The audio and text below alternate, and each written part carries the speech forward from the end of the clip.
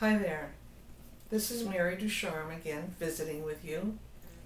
The other time I was painting for you, I did a painting of a rooster, which is here on the board, on the easel. And I introduced black and white to you as a beginning for people that have never painted before and those who have painted and never tried to work with the black and white paint. It ends up with, you get your three values in it, your white, your black, and your grays. The reason I started this was because you can shortcut a painting, like the roosters I showed you before, that are in color. That takes a lot of planning and a lot of time and a lot of paint. But if you start your painting off in the black and white, you can glaze it. We're talking about acrylic here. Of course, you can do the same thing in oils. And here I'm going to glaze today. We didn't have time to finish before, but I will glaze this in color to try to get the effect of what we have there in a much easier way. There is glazing liquid, which I do have. 90% of the time I don't use it. Just use water to weaken your paint. But if you have the glazing liquid, and a lot of the things I'm doing for you today are things I have not used or done myself. But that's what I love about painting. It's always a challenge. It's always something different. So we'll start out with some of this color, and hopefully we're going to come up with something good. You have to weaken the painting. I'm going to start with the dark, and that's the wrong dark. Give me a second. I had a purple out, and I really want a ultramarine blue.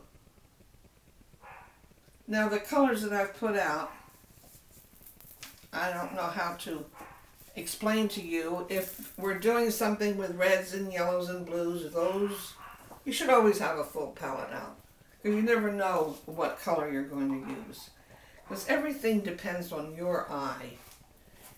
I've heard so many students paint, and when I get to their position, they'll say, "I hate this color, Mary." And I say, "Why do you use it?" "Oh, it's like we don't know enough to stop using that color and put another color down." Everything has to do with your eye. When they say beauty is in the eyes of the beholder, they're really not kidding. So if your eyes don't like it, don't continue with it. And the beauty of acrylic is that you can paint over it as long as it's dry. So I'm going to take a little bit of my ultra blue and a little bit of my medium and maybe a drop of water. Now some artist somewhere is saying, "Oh no, you don't do that." Well, we'll see. So this will be my dark area. And as you can see, I think, close up enough that it's already turning blue. The values will remain the same. The colors will change, but not the values. It's just a glaze going over something. I don't know whether you can see it that well from the camera point of view, but I'm working in the dark areas. And you can see where it was light, it's still light. Where it was dark, it's still dark. And I'll be able to see better once I put my glasses on.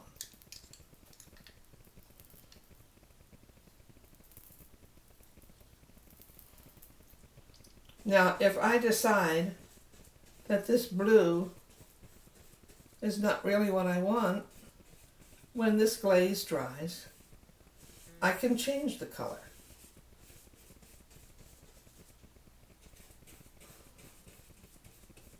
and I'm trying to get where the dark spots were. But if, as you can see already,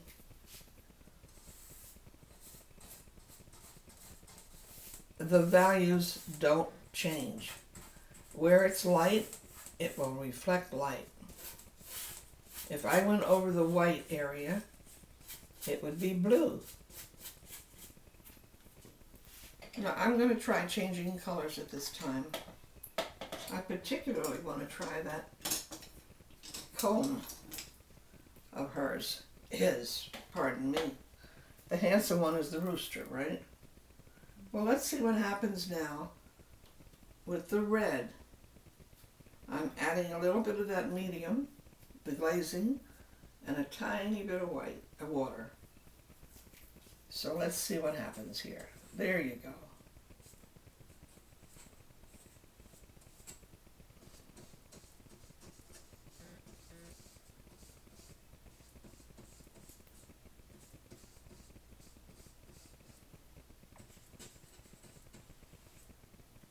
I'm always amazed at glazing over white and black. I think it's almost like magic.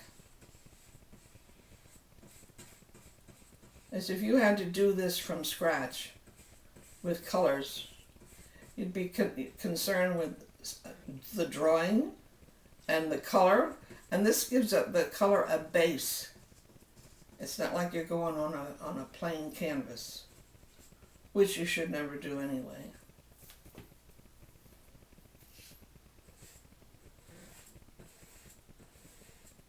Instant color.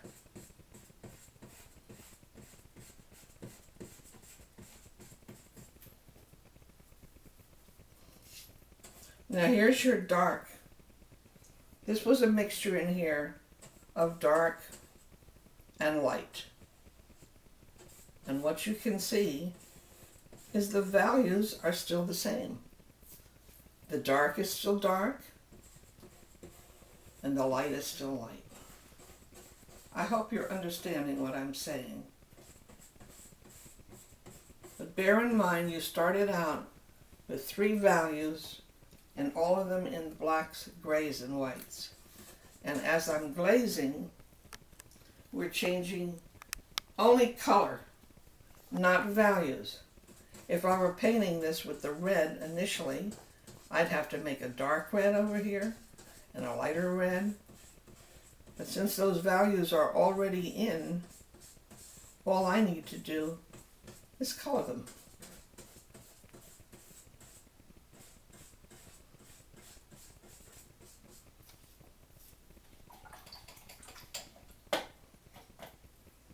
I can hardly wait to get over to the feathers. Let's get the dark head in.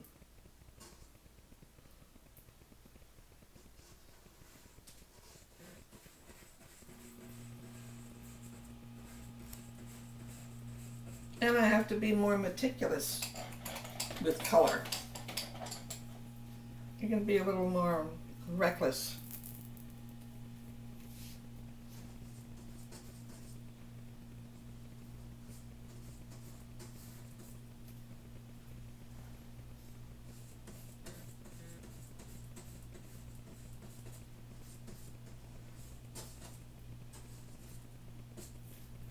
And all of this you can go over if you choose to.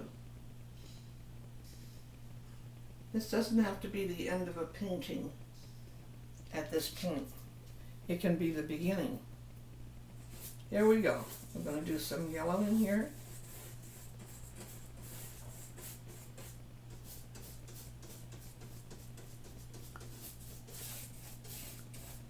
And you still maintain the values. They haven't changed, they're still there. In other words, I would have to take my paint and mix the red with a darker red or another component. And this way, I can just add the color to it, because the values are there.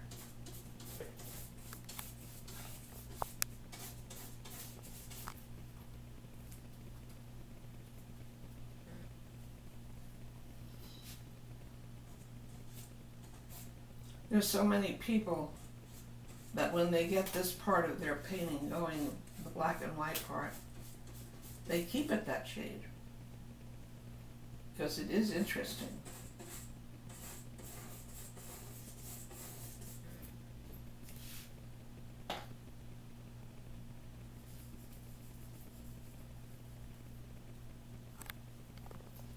Hi, so during the time that I cut you off, I've been adding a little bit of color to it to show you it was the same process all the way through. There's a few more places I want to work, and of course the colors choices would be yours. If you want it very colorful, I'm exaggerating because I'm trying to show you something with as much color as I can. But actually, you don't need to put that many colors in. It depends on how you want it. Some of you may even want to leave it black and white, and that's okay too. Now you can come back in on this wherever you want to and add colors that you took out. For me, that would be a little bit of white. And of course we have to make the grass underneath, which I'm using a little bit of blue and yellow to make a green.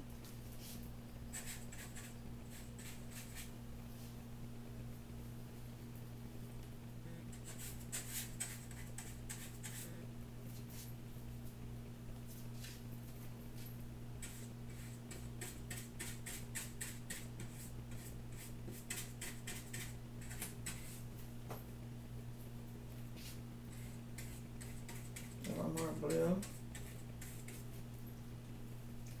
And their legs, the color of their legs all varies. I think it's something like our birds here in Florida. They have lots of egrets and stuff, but it determines what they are when you see the colors of their legs, whether they're babies or older. And it's significant.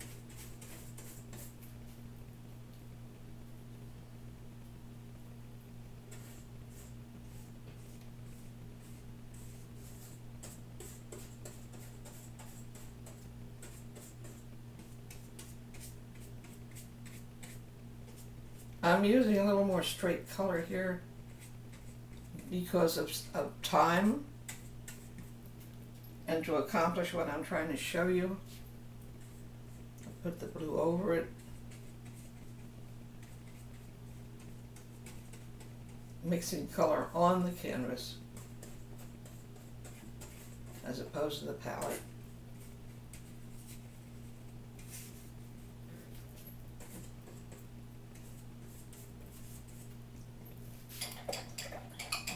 Color on the legs.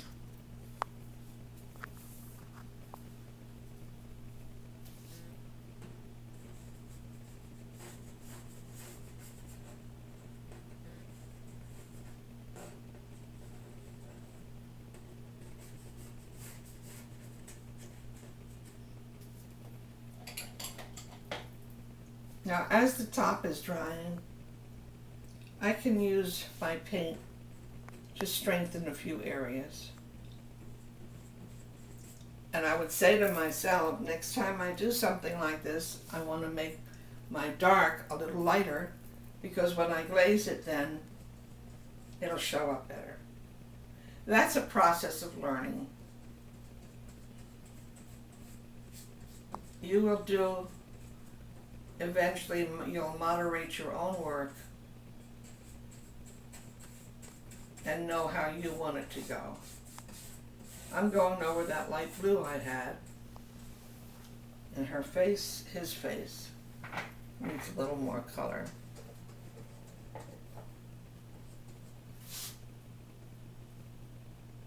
But I hope that you saw the transformation that took place from it being black and white to the color we now have on it, just by glazing. Now this can be the basic drawing for you, and you can continue whatever you want to do with it. There's a whole lot more that can be done, and there's a whole lot less that needs to be done. So it's entirely up to you at this point. Just want to give him that eye again. He lost his eye.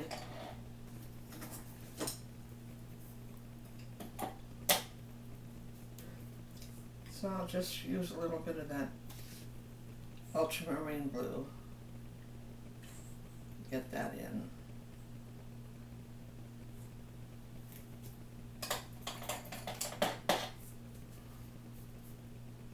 And although I should use white, I'm going to use yellow. And it'll work just as well.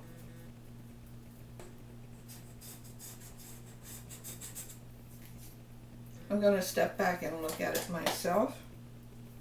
See if we can stop here. And I'll try to explain it one more time.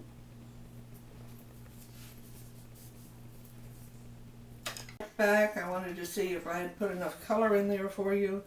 You've got the idea that you can add as much color as you want. If you want to change it, you can change it. If you want to have a heavier look to it, you can always use the palette knife and throw that on there. See what that does? It's a whole different world. If you were to do all these colors in that color, in your colors that you're using, you would find it to be quite exciting. I'm just going to add a few places where you get the feeling of it. I hope that you can recognize. I can go over this because I want it to be a little more dark. And I'd like one day to be able to do a shot of a palette knife, which is another quick and accurate way to go, and it builds a painting before you know it. So if you like the palette knife look, you like the black and white look, you like the glazing look, or paint it the way you really want to yourself, go for it. I've so enjoyed doing this for you. I hope you enjoyed watching it.